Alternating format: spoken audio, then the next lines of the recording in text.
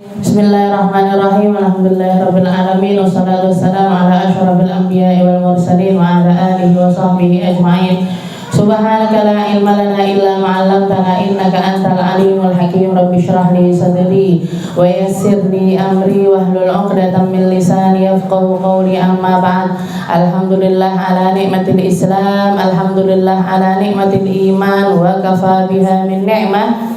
Alhamdulillah, segala puji bagi Allah Subhanahu wa Ta'ala. Pagi ini kita kembali membuka kitab kita tercinta yang nggak habis-habis ujungnya, kayak nggak ada ujungnya gini, bulat, masih tentang keluarga sakinah, masih tentang bab yang membahas tentang seperti apa bahtera rumah tangga yang harusnya kita arungi untuk mencapai surganya Allah, untuk nyari ujung yang terindah, untuk membawa kita menuju ke tempat mulia bersama orang-orang yang mulia, bersama dengan orang-orang tercinta yang juga dicintai oleh Allah Subhanahu wa Ta'ala. Jadi ini adalah kitab yang membahas tentang segala hal yang berkaitan dengan urusan rumah tangga, mulai hak-haknya suami, hak-haknya istri, kewajiban-kewajiban suami,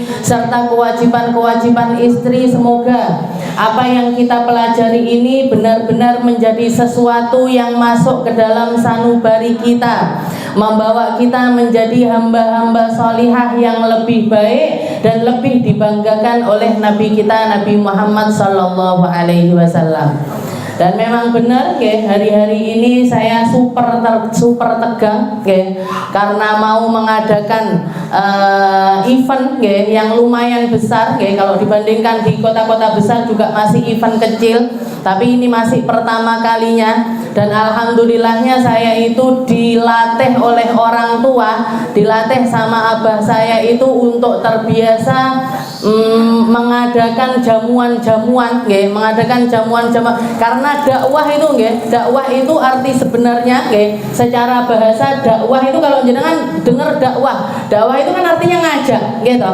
Tapi arti secara bahasanya atau arti sebenarnya dari dakwah itu adalah undangan makan, undang orang makan. Karena ternyata trik pertama yang dilakukan oleh Sayyidah Khadijah untuk memberitakan tentang Islam, setelah Nabi Muhammad SAW mendapatkan wahyu yang pertama, setelah itu Nabi diperintahkan untuk wa anzir ashiratakal aqrabin, ajak saudara-saudara terdekatmu dulu wahai Muhammad, ajak keluarga-keluarga terdekatmu dulu wahai Muhammad. Maka yang dilakukan oleh Sayyidah Khadijah adalah memasak makanan yang lezat, bikin jamuan-jamuan makan, ngundang siapapun yang bisa diundang untuk datang ke rumahnya beliau. Setelah dikasih tahu tentang agama yang benar, tentang datangnya Islam, setelah itu disodorkan makanan kepada mereka. Itu yang dilakukan oleh Sayyidah Khadijah. Makanya kadang-kadang saya itu kalau misalkan ada pengajian nggak ada makannya, itu kayak ada yang kurang, kayak ada yang nggak bener ini, atau paling nggak kurang bener ini, Karena kalau saya lihat dakwah-dakwah yang dilakukan oleh para ulama-ulama kita juga selalu mikirkan tentang masalah konsumsi, mikirkan tentang masalah konsumsi. Makanya nggak ada yang sia-sia ketika kita dukung suatu majelis, setelah itu dana yang kita masukkan ke situ ternyata dipakai untuk makan, dipakai untuk beli minum, dipakai untuk konsumsi, istilahnya seperti itu bukan suatu kesia-siaan, Bu. Itu pahalanya luar biasa besar, karena berarti kita ikut andil di dalam dakwahnya Nabi Muhammad Sallallahu Alaihi Wasallam. Dan ditambah lagi hari-hari ini, kurang lebih 2 hari sebelum ini, saya dapat surprise besar, makanya stay tune, Nanti stay tune apa enggak? Jadi awak tunggu, nanti di akhir kajian saya akan kasih jenengan surprise besar, yang akan yang istilahnya ini suatu hantaman untuk diri saya, dan saya pengen share kebaikan itu bersama-sama dengan jenengan semuanya. Makanya stay tune, stay tune. Kita lanjutkan pembahasan kita di dalam kitab Uqudul Lijan, dari kitab Uqudul Lijan atau Keluarga Sakinah. Qala al-mu'allif rahimahullahu taala wa nafa'ana bi ulumi fid dharain. Amin. Tsumma qala wa ammal arba'atul lawati fin nar famra'atun badhiyatul lisan ala zawjiha in ghaba anha zawjuha lam tasun nafsaha wa in hadara adathu wa imra'atun tukallifu zawjaha ma la yutiq. Kemarin kita membahas tentang 4 golongan perempuan yang masuk di dalam kategori para ahli surga. Setelah itu Nabi Muhammad juga memberi peringatan bahwasanya ada 4 golongan perempuan yang lainnya yang dijanjikan oleh Allah Subhanahu wa taala untuk menjadi penduduk dari neraka atau orang-orang yang mencicipi panasnya api neraka. Kita sudah membahas golongan perempuan yang pertama dan yang kedua, yaitu perempuan yang lisannya buruk, terutama kepada suami-suami mereka, kepada pasangan-pasangan mereka. Lisannya tidak bisa dikontrol, lisannya amat sangat menyakitkan untuk mereka. Lisannya juga selalu menuai sesuatu yang memicu pertengkaran, dimulai dari pertengkaran kecil kemudian merembet menjadi pertengkaran besar. Makanya kalau misalkan kita komunikasi kepada siapapun itu baiknya itu 2 arah. Kita nanya sama mereka, mereka menjawab kita. Kita ngasih tahu mereka, kita minta pendapatnya mereka untuk tentang apa yang kita beritahukan kepada mereka. Jangan cuma 1 arah, Bu. Nak, jangan gini. Nak, jangan gini. Nak, jangan gitu. Pak, begini, Pak, begitu. Pak, jangan begini, Pak, jangan begitu. Jangan cuma seperti itu, tapi 2 arah. Nah, kamu jangan seperti ini karena nanti efeknya begini. Kira-kira istilahnya kamu itu gimana dengan apa yang mamah katakan. Nah, jadi dicari tahu sekecil apapun mereka. Kita patut untuk menghargai kata-kata mereka, kita patut untuk mendengarkan apa yang mereka katakan. Kita patut, setiap orang punya hak untuk didengarkan, punya hak untuk dihargai. Jadi itu yang pertama, imra'atun badhiyatul lisan, perempuan yang lisannya itu buruk. Makanya Nabi Muhammad SAW pernah mengatakan, barang siapa yang mampu menjaga 2 perkara, 2 jauf, 2 lubang yang ada pada dirinya, maka Allah Subhanahu wa taala akan menjaganya dari api neraka. Para sahabat nanya, ya Rasul, apa 2 lubang itu tadi apa ya Rasul? Maka Rasulullah mengatakan lisan wal farj. Jadi lisan dan juga kemaluan. Orang yang bisa menjaga lisannya dan mampu menjaga harga dirinya, mampu menjaga kemaluannya, untuk tidak melakukan hal-hal yang diharamkan oleh Allah Subhanahu wa taala, maka Allah taala akan menjaga orang tersebut dari panasnya api neraka. Lalu setelah itu yang kedua adalah wamra'atun tukallifu zaujaha ma la yutiq. Perempuan-perempuan yang menuntut kepada suami mereka tentang perkara yang mereka tidak mampu memenuhinya. Mereka tidak mampu memenuhi hal tersebut, sudah berusaha, sudah melakukan segala cara, tapi ternyata tidak mampu untuk menyediakan apa yang diminta oleh istri mereka. Maka perempuan yang tidak mampu ngontrol omongan atau ngontrol tindakan dari permintaan yang jadi memaksakan kepada suami mereka untuk dituruti apapun yang menjadi keinginan mereka, maka ini juga digolongkan oleh Allah Ta'ala untuk menjadi golongan penduduk neraka. Kita membahas perempuan yang ketiga. Jadi yang ketiga ini adalah dikatakan di sini wamra'atun la tasturu nafsaha minar rijal. Perempuan yang tidak menjaga aurat mereka dari lawan jenisnya. Jadi perempuan wamra'atun la tasturu nafsaha, yang tidak menutup dirinya minar rijal, dari golongan laki-laki. Wa takhruju min baitiha mutabarrijah, dan dia memilih untuk keluar dari rumah-rumah mereka dalam keadaan mutabarrijah. Mutabarrijah itu bisa jadi dia membuka auratnya secara terang-terangan, bisa juga dengan memakai perhiasan berlebihan. nggih. Memakai perhiasan berlebihan atau bahkan memakai wangi-wangian berlebihan, nggih. Makanya Nabi Muhammad pernah mengatakan berapa banyak perempuan, dari luarannya dia itu kelihatan menutup aurat, tapi pakai parfum dari ujung kepala sampai ujung kaki disemprotkan, sehingga dia jalan, perempuan ini ketika berjalan wanginya itu tertinggal di belakangnya, dicium oleh laki-laki yang bukan mahram. Setelah itu mereka jadi melirik, perempuan ini siapa, dia siapa, anaknya siapa, atau istrinya siapa, atau saudarinya siapa. Maka Nabi Muhammad mengatakan perempuan ini sedang menebarkan perzinahan. Dia akan mendapatkan dosanya orang yang berzina walaupun dia tidak berzina.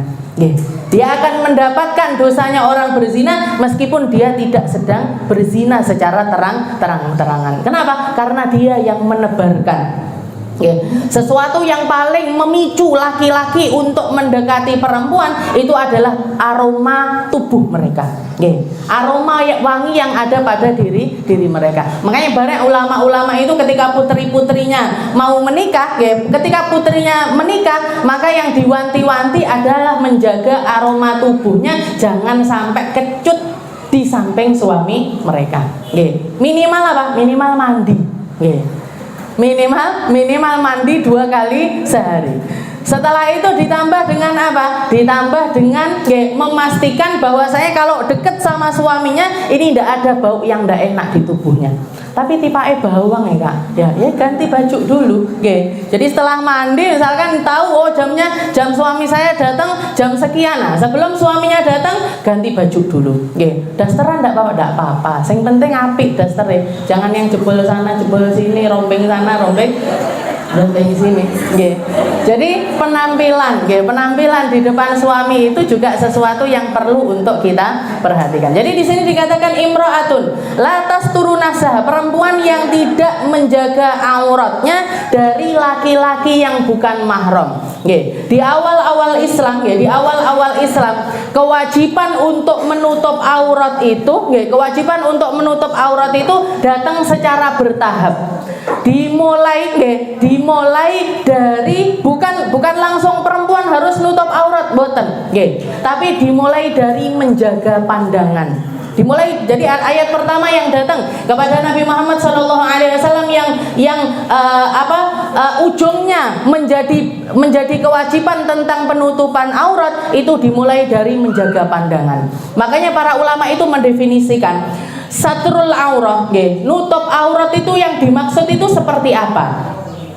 Aurat itu Bu, aurat itu secara bahasa adalah an-naqs, sesuatu yang kurang, aib, sesuatu yang tidak pantas untuk diperlihatkan, sesuatu yang tidak pantas untuk diperlihatkan dan tidak pantas untuk dilihat, itu namanya aurat secara bahasa. Tapi pandangan orang tentang kepantasan ini kan beda-beda, Ada orang kita misalkan orang-orang Asia Tenggara, orang-orang yang ada di daerah Asia Tenggara, kita nganggep yang penting pakai baju sopan, nggak sampai pakai istilahnya nggak cuman kayak orang-orang Barat yang pakai bikini aja atau lekuk tubuhnya semuanya kelihatan, kita nganggepnya itu sudah pantas, Kayak kita misalkan baju kenegaraannya kita yang pantas untuk dipakai oleh perempuan-perempuan terhormat itu seperti apa? Mulai dari zaman dulu kan buatan gamis-gamis seperti jenengan, seperti apa? Pakai jarik, habis itu pakai kebaya, itu orang nganggapnya ini sudah tahap atau sudah ada di dalam koridor pantas untuk dipakai oleh perempuan yang terhormat. Kalau orang Barat lain lagi, orang Barat itu lain lagi. Mereka pakai celana dalam sama pakai bikini aja itu sudah dianggap pantas. Makanya jenengan kalau ngelihat ke Bali itu orang jalan-jalan pakai cuman kayak gitu aja biasa mereka, karena mereka nganggapnya itu bukan sebuah kekurangan. Jadi beda-beda. Sama juga kalau kayak jadi beda kepala, beda kepala atau beda suatu tempat itu juga beda kebiasaan yang ada di tempat tersebut. Saya dulu ketika di Hadramut pertama kali, masih awal-awal datang sempat kaget. Kalau kita di sini, kalau misalkan kita mau tanya, guru nerangkan, setelah itu kita mau nanya, kita kan paling cuma sudah mau nanya, Bu Guru mau nanya angkat tangan gitu. Kalau di sana beda, Bu Guru mau nanya, gitu. Gurunya dipeteti. Saya kalau gitu, kok gitu, gitu. Kok gurunya diginikan kenapa? Gitu. Tapi ternyata itu kebiasaannya orang Arab. Gitu. Cuman 5 bulan saya di sana wes melok gini, nanya, karena kalau nggak gini nggak diperhatikan, karena kalau nggak gini tidak diperhatikan, jadi seperti itu, jadi beda, itu secara bahasa beda-beda, yang dimaksud kekurangan ini seperti apa, batasannya sampai mana itu berbeda-beda. Setelah itu disyarahkan oleh para ulama secara syariat, secara ilmu fikih. Nutup aurat itu seperti apa? Nutup aurat itu batasannya bagaimana dan seperti apa? Maka para ulama mengatakan satrul aurah. Jadi yang dimaksud dengan nutup aurat adalah menutup anggota badan dia di hadapan orang-orang yang sedang ada, yang hadir bersama orang-orang tersebut, bersama orang-orang tersebut, wan nadharu ilaiha. Jadi aurat itu secara syariat adalah tempat yang tidak boleh dibuka, bagian tubuh yang tidak boleh untuk dibuka dan tidak boleh untuk dipandang. Jadi bukan cuma tidak boleh diperlihatkan, tapi juga tidak diperkenankan untuk kita melihatnya. Ini tidak boleh melihat, ini diambil dari ayat awal atau perintah sebelum kita para perempuan itu diperintahkan untuk menutup aurat. Allah Subhanahu wa taala mengatakan waqul lil mu'minina yaghuddu min absarihim. Wahai Muhammad, katakan kepada para laki-laki yang beriman agar mereka menundukkan pandangan mereka dari lawan jenisnya. Setelah itu perempuannya juga seperti itu. Waqul lil mu'minati yaghdudna min absarihinna wa yahfadna furujahunna. Kalau untuk perempuan, maka hendaknya mereka menutup pandangan mereka dari laki-laki lawan jenisnya. Setelah itu ditambahi, wala yubdina zinatahunna illa ma dhahara minha. Dan hendaknya mereka tidak membuka dari apa anggota tubuh mereka kecuali yang memang harus tampak. Yang memang harus tampak ini dijelaskan oleh para ulama. Yang memang harus tampak itu seperti apa? Macam-macam. Para ulama berbeda pendapat. Nah, sebagian ulama atau sebagian besar ulama mengatakan yang diperbolehkan untuk dibuka adalah wajah dan telapak tangan. Wajah dan telapak tangan ini masih banyak ulama yang mengatakan kalau bagian tersebut adalah bagian yang diperkenankan untuk dibuka. Diperkenankan, dibukanya boleh, tapi memandangnya tetap tidak boleh. Dibukanya boleh, tapi memandangnya wayu banget diteloi terus tidak boleh. Ganteng banget diteloi terus tidak oleh gitu. Itu yang namanya aurat. Makanya setelah itu para ulama juga mengkategorikan lagi.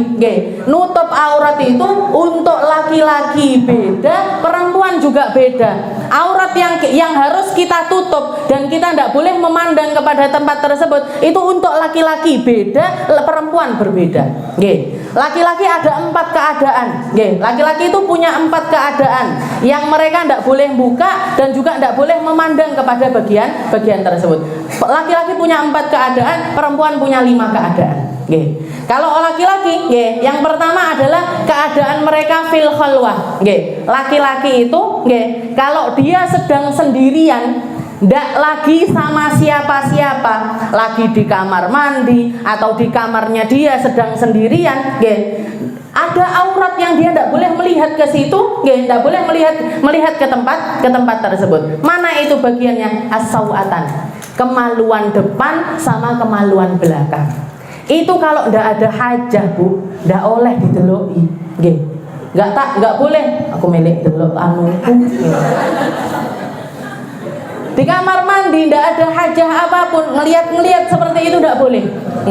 Makanya salah satu sahabatnya Nabi, walaupun ada kadang-kadang kita perlu untuk memandang ke bagian tersebut, kayak maaf kalau lagi mau bersihkan atau mau nyabuti atau mau ngapain, istilahnya seperti itu kan kadang-kadang kita butuh untuk ngelihat. Atau misalkan ini kok gatel, ndak ada apa ya kira-kira, dilihat. Atau misalkan kita ini kayaknya saya butuh ngobati di bagian ini, butuh masukkan obat di bagian ini. Nah itu pas ada di bagian kemaluan. Sawatan itu adalah kemaluan depan sama kemaluan belakang.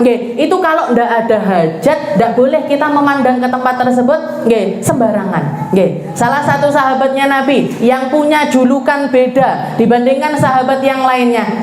Kalau kita lihat, kalau kita nyebutkan Sayyidina Abu Bakar As-Siddiq, kita mengatakan radhiyallahu anhu, Sayyidina Umar radhiyallahu anhu, Sayyidina Utsman radhiyallahu anhu. Tapi untuk Sayyidina Ali bin Abi Thalib, Sayyidina Ali bin Abi Thalib, beliau dijuluki dengan karramallahu wajhah. Allah Ta'ala memuliakan wajah beliau. Kenapa kok julukannya beda? Karena dikatakan Sayyidina Ali bin Abi Thalib itu mulai dari semenjak beliau ketemu sama Islam, semenjak beliau itu masuk ke dalam agama Islam, dan itu beliau lakukan sebelum beliau masuk usia balik. Makanya anak kecil pertama yang masuk ke dalam agama Islam itu Sayyidina Ali bin Abi Thalib. Semenjak itu juga beliau tidak pernah sama sekali melihat kepada bagian kemaluannya, delok tidak pernah, sama sekali tidak pernah melihat kepada kemaluannya. Itu namanya aurat fil khalwah, aurat ketika kita sendirian.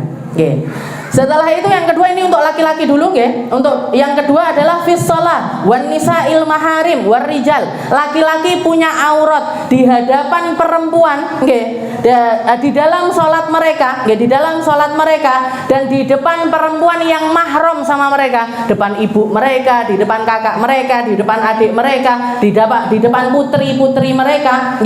Jadi di dalam sholat, di depan perempuan yang mahram, dan di depan laki-laki yang lainnya. Di depan laki-laki. Auratnya seperti apa? Ma bainas surrah war rukbah. Antara pusar sampai ke lutut. Antara pusar sampai lutut, ini auratnya laki-laki di depan ketika mereka sholat. Orang kalau lagi sholat, laki-laki ketika sedang sholat pakai sarung tok sudah sah sholatnya. Tapi bukan di dalam sholat aja, di depan perempuan yang mahram sama mereka dan di depan laki-laki yang lainnya, maka minimal yang ditutup dari auratnya adalah antara pusar sampai ke lutut.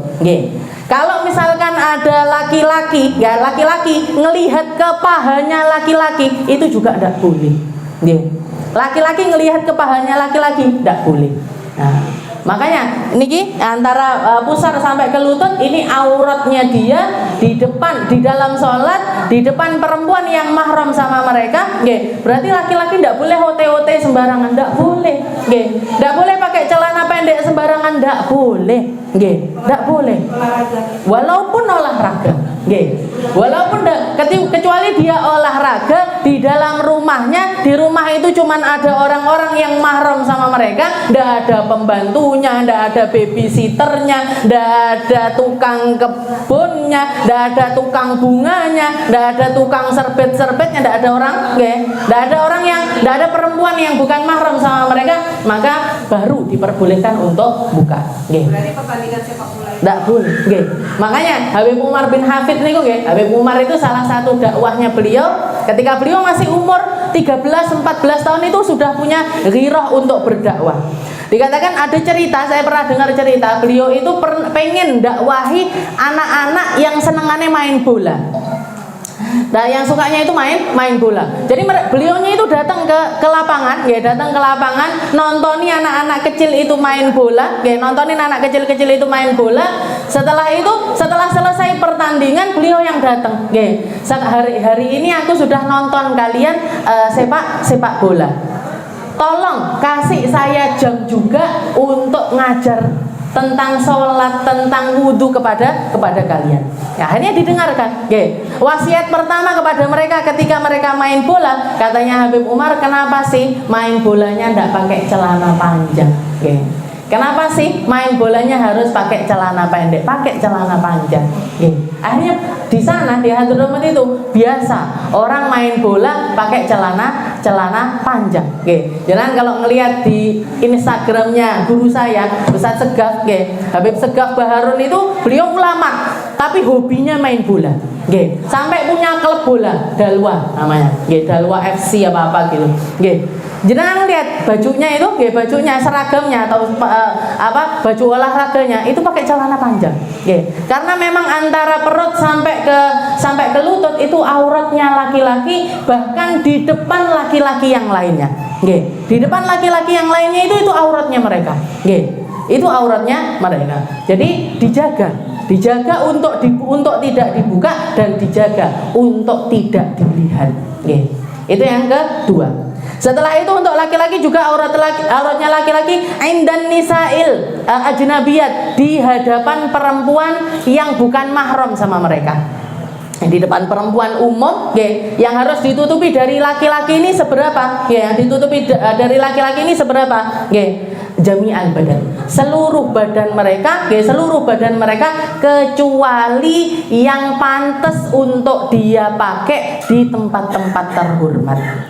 Orang kalau ada di tempat terhormat yang biasa dipakai seperti apa? Jangan kalau melihat laki-laki paling terhormat atau pakai pakaian paling rapi itu di mana? Kondangan, gitu. Yang dipakai apa kira-kira?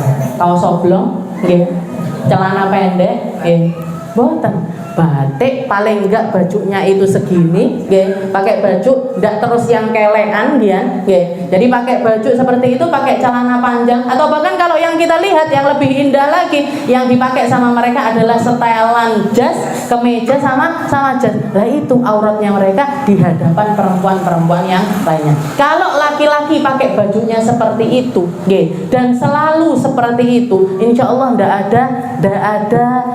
akan ada sesuatu yang tidak diharapkan untuk terjadi antara dirinya dengan perempuan yang lainnya.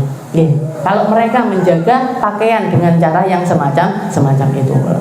Yang bikin heboh itu kalau laki-lakinya tebar pesona, gitu.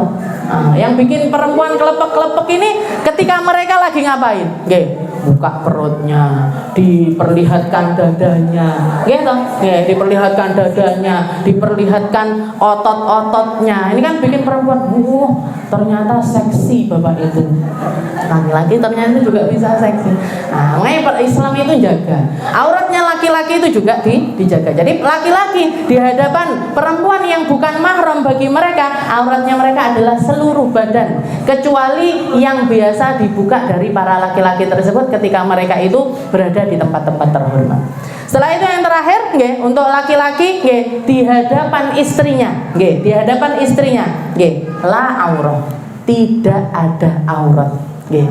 Jadi kalau istri sama suami itu tidak ada aurat di antara mereka. Laki-lakinya boleh ngelihat full punyanya istrinya, istrinya juga boleh ngelihat punyanya suaminya full, tapi harus ketika berdua. Lek pas dewe-dewe ndak oleh. Ketika istrinya lagi di kamar mandi sendirian gitu loh. Modelku gimana ya?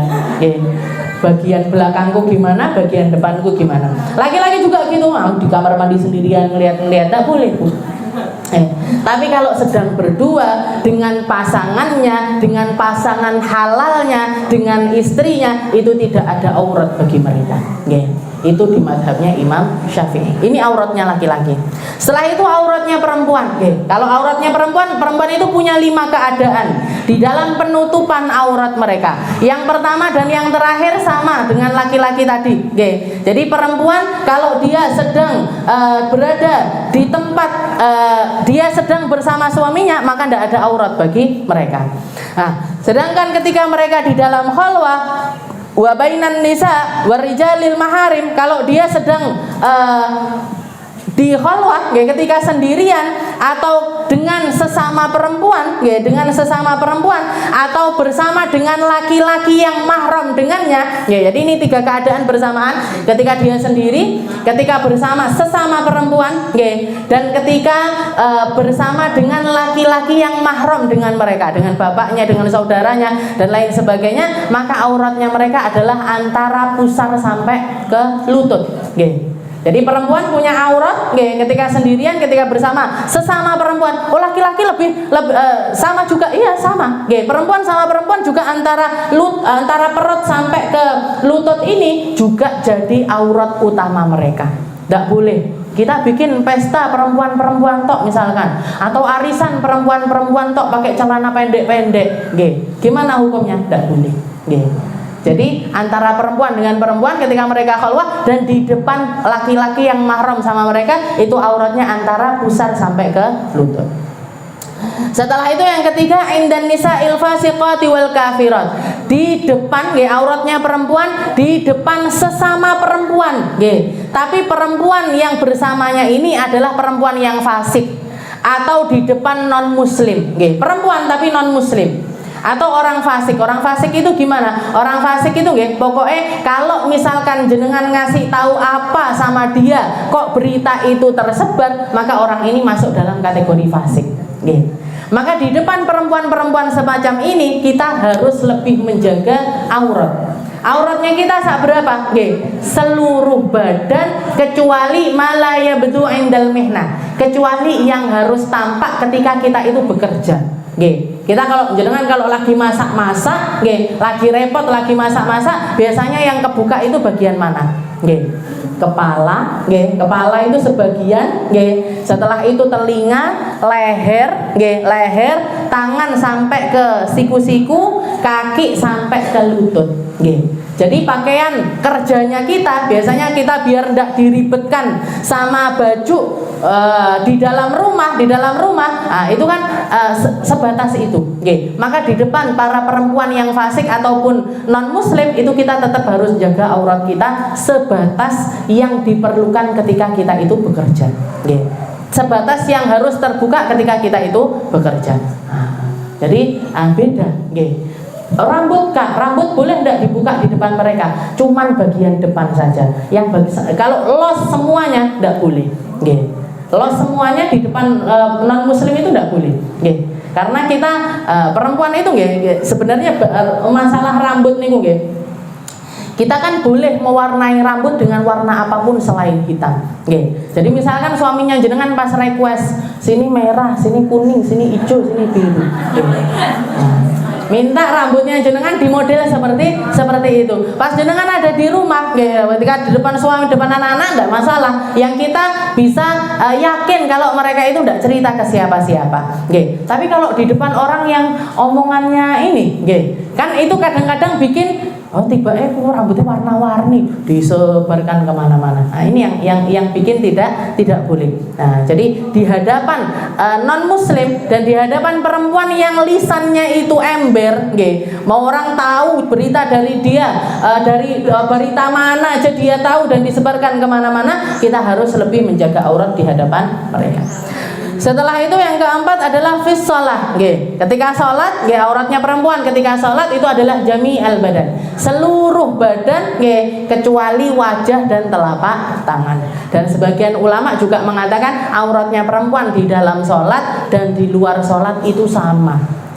Makanya saya bisa katakan kalau jenengan pakaian, kalau pengen tahu saya ini pakaian baju yang saya pakai ini sudah syar'i apa belum, sudah memenuhi syarat untuk menutup aurat saya secara sempurna apa belum, rasakan. Kalau jenengan sholat pakai baju yang jenengan kenakan ini sudah terasa nyaman, berarti ini sudah pakaian yang syar'i, sudah pakaian yang bisa dianggap sebagai memenuhi syarat yang diaturkan oleh syariat. Tapi kalau tidak bisa, tidak nyaman. Anuku bagian sini ku kelihatan, bagian sini ku kelihatan. Sini masih belum bisa rapat di sini. Berarti di sini kita masih belum menyempurnakan pakaian kita di dalam menurut kacamatanya para ulama kita. Itu di dalam sholat. Dan yang terakhir, pakaiannya perempuan di hadapan laki-laki yang bukan mahram di dalam madhabnya Imam Syafi'i itu adalah seluruh badan tanpa terkecuali sama sekali. Mata kak, mata bahkan, mata, bulu mata, kornea mata, itu semuanya aurat kalau perempuan. Makanya kalau kita lihat perempuan-perempuan mulia, Rasulullah SAW ketika duduk-duduk di hadapan para sahabat, nanya kepada seluruh sahabat laki-laki ini, ditanya, perempuan yang paling afdol itu seperti apa? Perempuan yang paling afdol itu seperti apa? Yang ini mengatakan, oh yang paling taat sama suaminya. Yang ini lagi mengatakan, oh yang paling taat sama orang tuanya. Ini yang paling ahli sholat, ini yang paling ahli ibadah, ini yang paling ahli begini. Tapi tidak ada satupun yang memuaskan jawabannya untuk Rasulullah SAW. Akhirnya bubar. Jadi sampai selesai majelis itu tidak ada penjelasannya perempuan paling afdol itu yang seperti apa. Setelah itu pulang, termasuk diantaranya ada Sayyidina Ali di situ. Sayyidina Ali pulang ke rumahnya ketemu sama istrinya, yaitu Sayyidah Fatimah Zahra, diceritakan tadi Rasulullah nanya gini. Tidak ada satupun di antara kita yang bisa jawab. Maka beliau minta pendapat dari Sayyidah Fatimah, wahai Fatimah, menurut kamu siapa perempuan yang paling afdal? Maka Sayyidah Fatimah mengatakan perempuan yang tidak dilihat laki-laki dan tidak melihat laki-laki. Perempuan yang tidak punya hasrat untuk melihat laki-laki yang bukan mahram dan tidak punya hasrat untuk dilihat oleh laki-laki yang bukan mahram. Perempuan yang tidak pengen menunjukkan dirinya untuk orang lain dan tidak pengen untuk ditunjuk. Istilahnya keeksisannya ini tidak pengen dilihat sama sekali. Setelah itu beberapa saat kemudian ketika Rasulullah majelis lagi, nanyakan lagi tentang pertanyaan tersebut, Sayyidina Ali langsung ngacung, habis itu mengatakan jawaban dari Sayyidah Fatimah Zahra. Perempuan yang paling baik itu adalah yang tidak dilihat dan tidak melihat kepada laki-laki. Maka dipanggil Sayyidina Ali. Setelah itu Rasulullah mengatakan mahadza min jawabi, ini mesti bukan jawabanmu, ini jawabannya siapa? Maka beliau mengatakan hadza jawabu bintak, ini adalah jawaban dari putri tercintamu yaitu Sayyidah Fatimah Zahra. Jadi makanya dikatakan orang-orang yang ngikuti jejaknya Sayyidah Fatimah itu tertutup sekali. Yang ngikuti jejaknya Sayyidah Fatimah itu hampir bisa dikatakan tidak pengen kelihatan, tidak pengen melihat, bahkan tidak kepengen eksis. Saya sedikit cerita guru saya Ummu Salim, atau yang kemarin beberapa hari yang lalu datang ke Indonesia, di Jakarta, di Jawa Timur dan lain sebagainya. Kalau jenengan ngelihat flyer-flyernya atau pamflet-pamfletnya, selalu beliau itu disebut dengan Al-Hubabah Ummu Salim. Hubabah ibunya Salim. Padahal namanya beliau bukan Ummu Salim.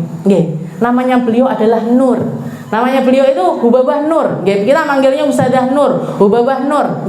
Itu kenapa kok dipanggilnya Ummu Salim? Itu request dari beliau sendiri. Tolong nama saya jangan dikasih tahukan ke orang-orang. Tolong nama saya, jadi bahkan sekedar namanya, beliau tidak pengen orang tahu tentang nama aslinya beliau. Itu requestnya beliau. Dan kita melihat sendiri di sana di Hadramut, Hubabah Nur ini, Hubabah Ummu Salim ini, permintaannya beliau untuk dipanggil Ummu Salim. Beliau itu sudah nutup aurat secara sempurna. Sudah nutup aurat itu dari ujung kepala sampai ujung kaki itu hitam. Kalau beliau berdiri diem, kita tidak tahu mana depannya mana belakangnya. Itu Hubabah Nur. Tapi kalau beliau dapat undangan siang hari, manten kah, atau ada azumah misalkan, atau ada akikoan atau apa, kalau beliau dapat undangan dan undangannya itu siang hari, beliau nelpon sohibul hajatnya untuk diizinkan datang malam hari. Kenapa? Tidak pengen dilihat orang, tidak pengen ketika beliau jalan papasan sama laki-laki, setelah itu papasan tok sama laki-laki aja beliau tidak mau. Dan itu pun beliau keluar dengan nutup aurat secara sempurna malam-malam. malam-malam dan bawa rombongan perempuan-perempuan yang berpakaian sama dengan beliau. Benar. Jadi makanya kalau kita lihat kenapa sih kok ketika kajian-kajiannya beliau atau ketika beliau itu bikin tabligh akbar dan lain sebagainya selalu yang digaung-gaungkan jangan moto, jangan video, jangan audio, bahkan suaranya aja beliau tidak rela untuk direkam. Suaranya dokumentasi dengan suara aja beliau tidak rela, dan tidak meridoi dan tidak menghalalkan. Kalau ada yang ngambil tanpa izin dari beliau, beliau marahnya luar biasa, bahkan bisa sampai sakit. Ini kita dengar kabar, beliau dengar cerita kalau ada yang diem-diem video, habis itu masukkan ke TikTok, video masukkan ke Instagram dan lain sebagainya, jatuh sakit langsung, muntah-muntah tidak bisa berhenti. Karena kepikiran, karena saking takutnya untuk tidak berada di belakang barisannya Sayyidah Fatimah Zahra. Beliau itu ahli ibadah, ahli sholat, ahli puasa, ahli baca Al-Quran, tapi takutnya luar biasa dengan azabnya Allah Subhanahu wa Ta'ala. Jangan kalau merasakan duduk pengajian sama beliau, dan saya merasakan, saya ketika ngaji dulu di Hadramaut dengan sekarang baru-baru ini beliau datang ke sini, kajiannya beliau itu rasanya sama persis, nangisnya enggak karuan, jadi beliau itu nangis dan menangiskan orang. Selalu tujuan dari dakwahnya beliau itu nangiskan orang. Kenapa Hubabah kok bikin orang nangis? Karena orang-orang sudah terlalu banyak tertawa. Orang zaman ini sudah terlalu banyak tertawa. Masa di mimbarnya Nabi Muhammad sekalipun kita ngajak mereka tertawa? Ayo kita ajak mereka untuk nangis. Itu katanya beliau.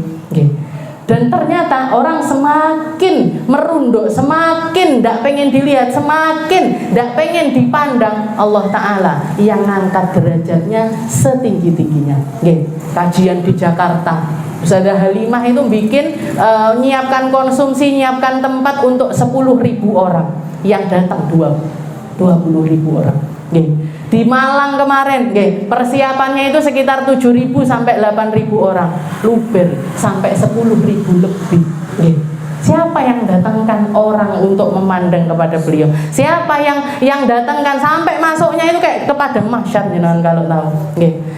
Kalau pengen istilahnya, kalau yang hadir kemarin itu, maka tahu sekali bagaimana perjuangannya. Padahal kajiannya cuma sekitar 1 jam, sekitar 1 jam. Tapi yang datang sampai di blower atas, tempat yang nggak layak untuk orang duduk itu penuh sama orang. 10.000 orang lebih, masya Allah. Ini Hubabah kita. Jadi seperti itu auratnya perempuan minimalnya. Makanya awal ayat itu Allah Ta'ala mengatakan qul lil mu'minati yaghdudna min absarihinna wala yubdina zinatahunna illa ma dhahara minha. Jadi pertama tundukkan pandangan dulu. Jangan mandang kepada auratnya orang lain, maka kamu akan dijaga auratnya juga.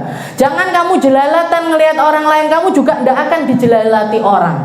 Jaga auratmu, maka Allah Ta'ala akan menjaga dirimu, menjaga harga dirimu dari pandangan-pandangan buruknya orang lain. Tapi kalau kamu sendiri yang buka auratmu, buka aibmu, di dunia aibmu akan dibuka sama Allah Ta'ala, di akhirat apalagi.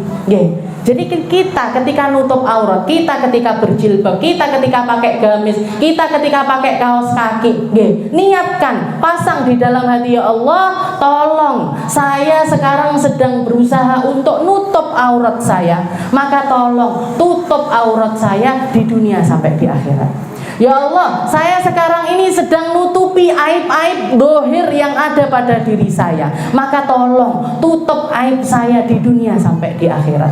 Ya Allah, saya penuh dengan kesalahan-kesalahan, entah itu masa lalu saya, entah itu masa sekarang saya, bahkan mungkin masa depan saya akan selalu dipenuhi dengan aib-aib, dipenuhi dengan kesalahan-kesalahan, dipenuhi dengan kecerobohan-kecerobohan. Tapi tolong sekarang ini saya nutup aurat saya untuk menutup masa lalu saya, untuk menutup aib saya di masa sekarang, dan tolong tutup aib saya untuk selama-lamanya. di dunia sampai di akhirat. Nggih. Ya Allah, tunjukkan kalau kita nutup aurat ini sebagai bentuk tobatnya kita, sebagai bentuk tulusnya kita di dalam beragama, sebagai bentuk bahwasanya ya Allah, saya serius untuk menjadi muslim yang baik, maka tolong, maka tolong hadiahi saya hadiah terindah yang akan menjaga seluruh kesalahan-kesalahan saya. Itu yang kita lakukan. Jadi aurat dohir kita tutupi dengan niatan nutupi aib batin. Orang ketika nutup aurat,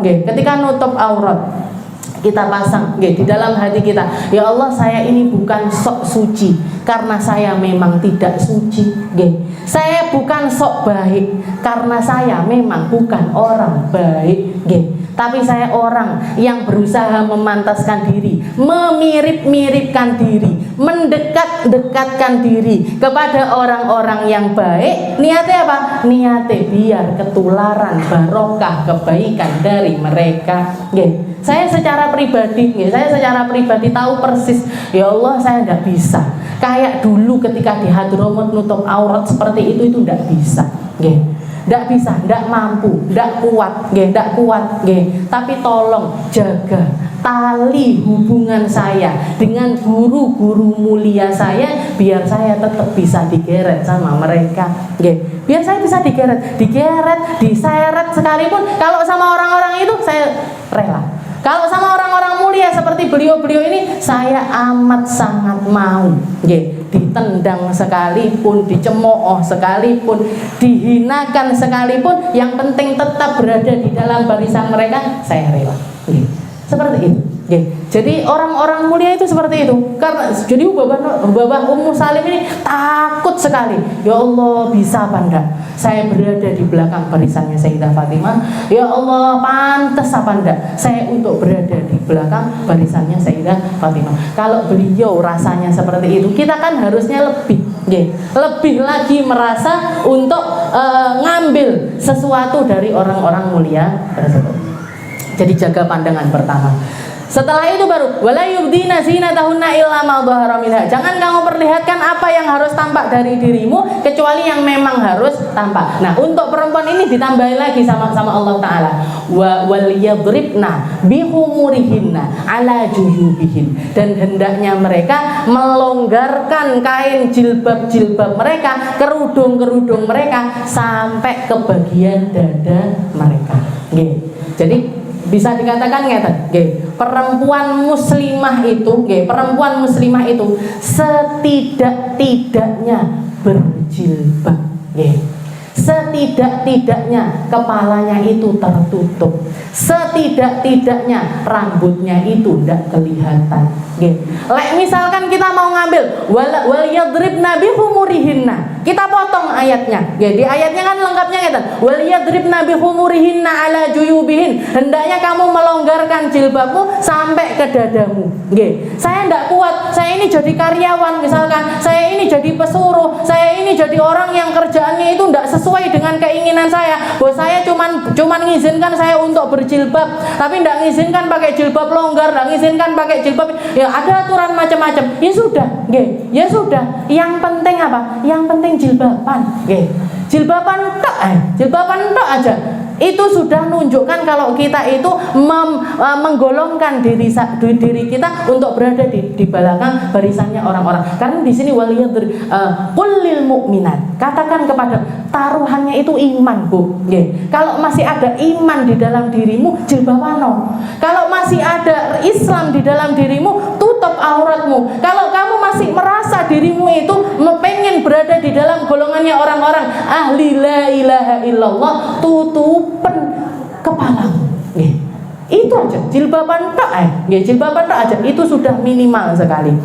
Belum bisa pakai baju ronggar, enggak apa-apa. Belum bisa nutup secara sempurna, enggak apa-apa. Bukan enggak apa-apa sih, tapi hendaknya berproses terus untuk menjadi lebih baik. Di dalam ayat yang lainnya Allah Subhanahu wa taala mengatakan kepada Nabi Muhammad sallallahu alaihi wasallam,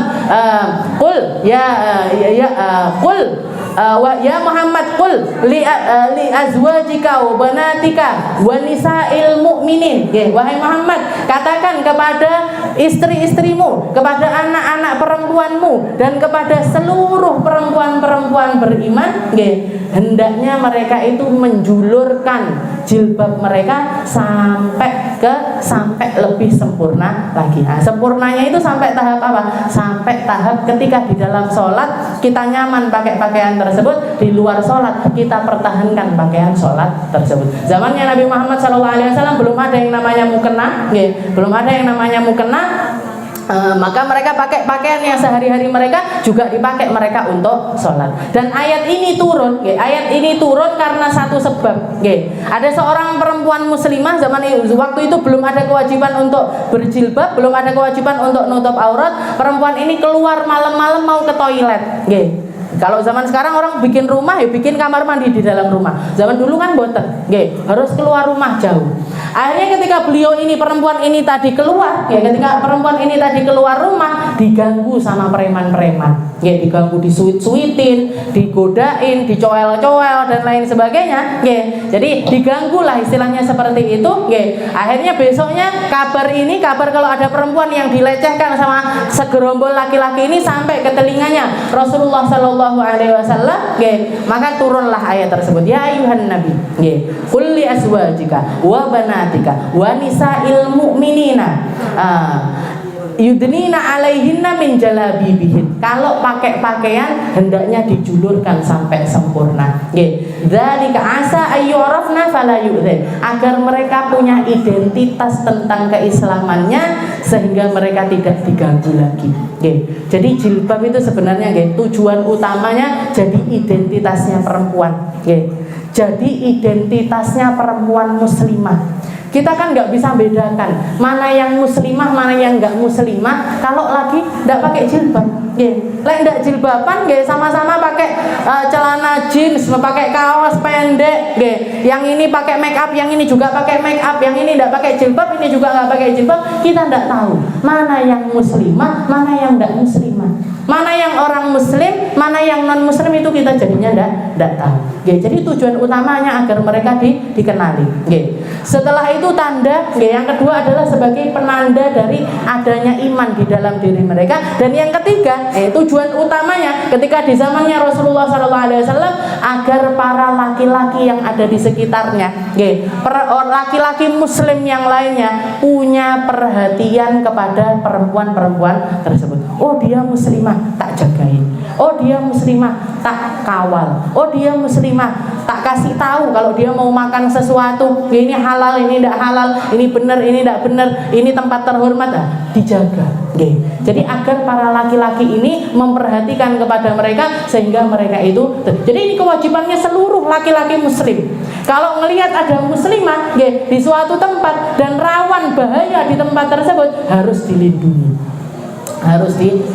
Jadi jilbab itu hadiah dari Allah Subhanahu wa Ta'ala untuk ngangkat derajatnya perempuan, untuk jagain perempuan, untuk ngasih keimanan lebih kepada perempuan, untuk menjadi penanda bagi mereka agar mereka itu tidak disakiti secara zahir ataupun secara batin.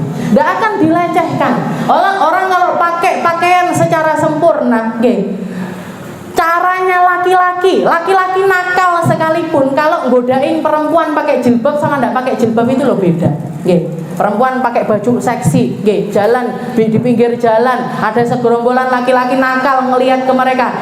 Kira-kira gangguinnya pribun? Sweet. Namanya siapa, Neng? Mau kemana, Neng? Kan ngoten.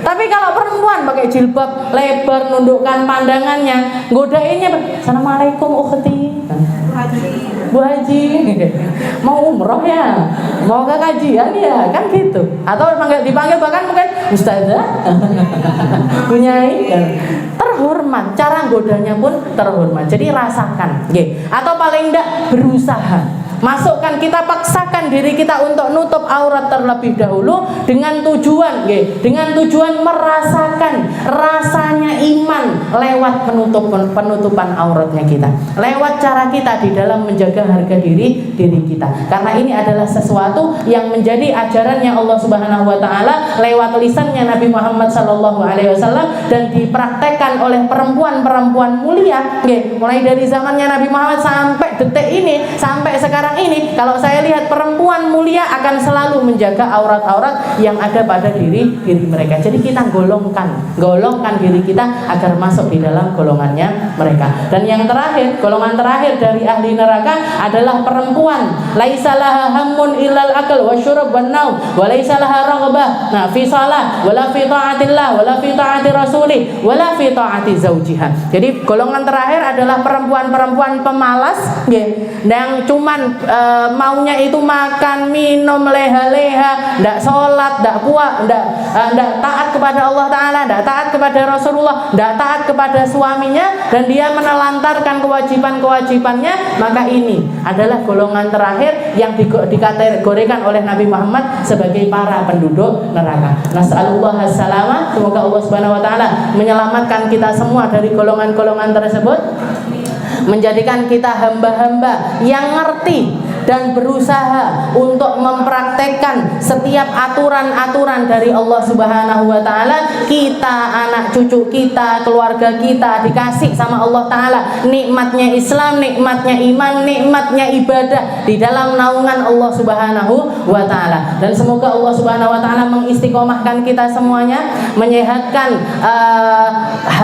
zahir kita serta batin kita, dan menjaga kita semuanya agar selalu berada di dalam naungannya la ilaha illallah ila akhiri hayatina, sampai akhir hayat kita. Dan semoga Allah Subhanahu wa taala mengaruniakan kepada kita husnul khatimah, kematian yang indah, kematian yang penuh dengan ridho, kematian yang dicintai oleh Allah Subhanahu wa taala. Ala hadhihi niyyah wa ala niyatin salihah wa ila hadratin Nabi Muhammad sallallahu alaihi wasallam. Sirril Fatihah.